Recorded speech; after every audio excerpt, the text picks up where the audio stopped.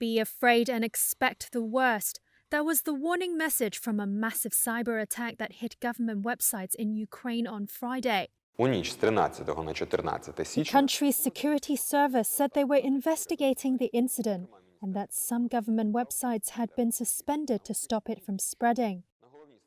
It added that most affected websites have been restored and no personal data was leaked. Russia, which has massed more than 100,000 troops on Ukraine's frontier, said on Friday troops in its far east would practice long-range deployments. The developments came after no breakthrough was reached at meetings between Russia and Western states, which fear Moscow could launch a new attack on a country it invaded in 2014. One anonymous U.S. official said Washington was concerned that Russia was, quote, laying the groundwork to have the option of fabricating a pretext for invasion by accusing Ukraine of preparing an imminent attack against Russian forces in eastern Ukraine.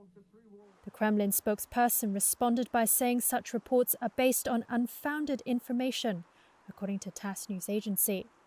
Russia also denies any plans to attack its neighbor. Ukraine's foreign ministry spokesperson told Reuters it was too early to say who could be behind Friday's cyber attack, but added that Russia had been behind similar strikes in the past. Russia did not immediately comment. It has previously denied being behind cyber attacks on Ukraine.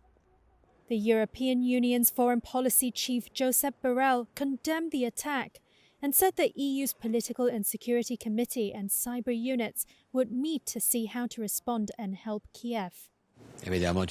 Of course, we cannot point fingers at anyone.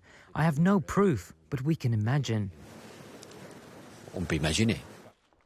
At talks this week with the United States and NATO, Russia said dialogue hit a dead end as it tried to persuade the West to bar Ukraine from joining the alliance and roll back decades of NATO expansion in Europe.